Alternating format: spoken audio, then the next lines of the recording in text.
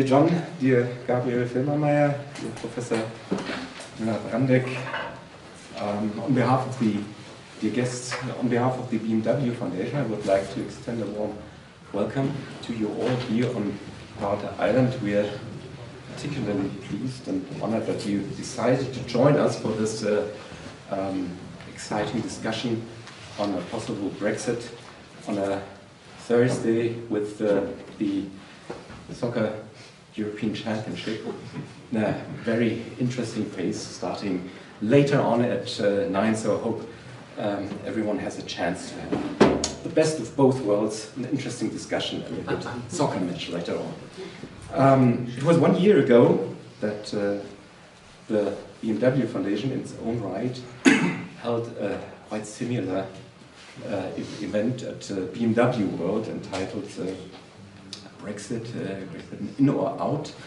and we had two politicians on the podium, David Campbell-Bannerman from the Conservatives, the European Conservatives, and Graham Watson from the ALDE faction, from the Liberals in the European Parliament. And it was interesting to see what came out after this controversial debate.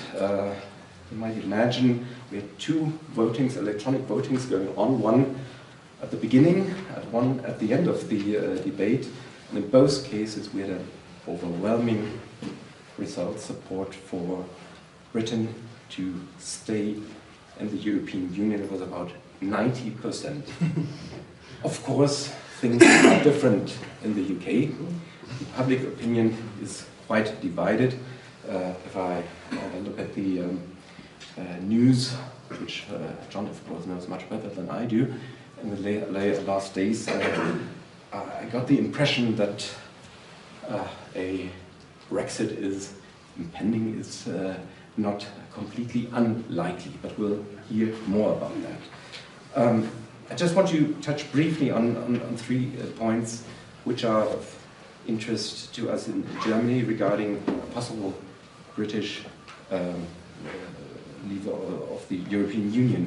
Of course, Great Britain is the second largest economy in the EU, and you all know or can imagine what that means for the EU budget, but more than that, it would mean a shift of weight, economic, political weight within the Union. We would, of course, miss British market economy pragmatism, and we, of course, would lose out a little bit in our wishes for reform policy, for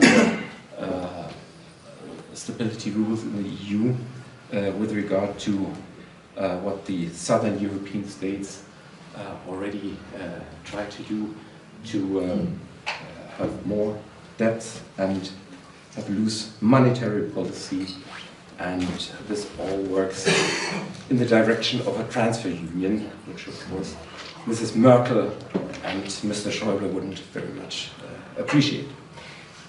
Then the last point I want to make is that the EU would possibly, or most likely, suffer from the geopolitical consequences, which would mean that Europe would lose a very prominent pillar in its external relations in a globalized economy. Just think of British advocacy of free trade. I think without the ally, the British, we would have great difficulties in further promoting free trade in the Union. There would be different tendencies becoming very quickly apparent in the Union. We would need to speak in one voice, at least economically, if we don't manage it on a political level in the EU to compete with the BRICS countries. But let me end with a more optimistic note. As the Chinese say, every crisis bears a chance in itself, and maybe the referendum, no matter which outcome it has in the end, will serve as a wake-up call and might be helpful for reshaping EU integration and making the old concept that Schäuble already advocated some 30 years ago of a core union, making this concept more attractive again, and then we would have those who want to politically integrate and those who would be in that second circle around them and just want the economic common area. Well, there's one last thing I want to say. If we look to the future, to the next elections coming up, we have Spain, which might be a difficult one, and then the presidential elections in France in 2017. There's another picture I could paint. Just imagine Marine Le Pen becoming president,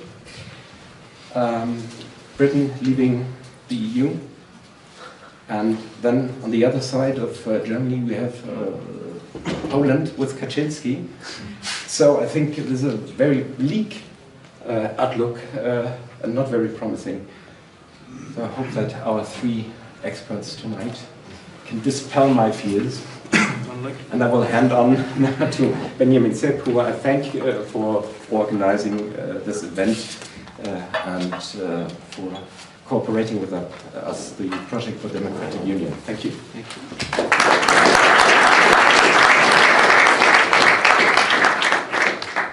Yeah, thank you, Dr. Leeb, and thanks to the BMW Foundation, which I hear will soon have a new name. We really depend on partners like you who help us organize these types of events. We basically run without any funds, and so usually this is the moment where I try to convince you to give us basically all of your money. I'm not going to do that today because we're a bit late and running short on time, and we have 3 speakers, so I'm going to be very quick, and we can then quickly go into the discussion. The same goes for introductions, very brief. We have John Peet here with us today, who is the political editor at The Economist. I do not think that this requires a lot more explanation. Obviously, one of the most important and most distinguished papers or magazines on politics, probably worldwide. Gisela Müller-Brandeck-Boucquet is a professor at the University of Würzburg, a specialist in foreign policy of the EU and security policy. We have had an exchange a couple of weeks back after she wrote an article for Süddeutsche Zeitung in the Außenansicht, which very closely resembled what the Project for Democratic Union believes in, maybe not as radical, but still definitely sympathetic. And Professor Felbermayr from the Ifo Institute is here with us today, and he is an expert on foreign trade, and he will then give us a bit of the German perspective, I suppose. And also, I saw earlier today he has some very interesting numbers, because this is one thing that is really missing from this debate. We do not know what the actual probabilities of Brexit occurring actually are. We have no clue. So I saw that many statistics, many statistics seem to be outdated in the way that they are conducted, and we don't really have a way to get into these numbers, into the mathematics. So I hope that we will get some further insights, maybe to bring us a bit closer to see the probabilities. So without any further ado, I give you John, who will start. Very briefly, so we will have 3 very short statements of 10, maximum 15 minutes. If you hear me coughing a bit, that means you're getting there. If you see me waving frantically, it's definitely time to.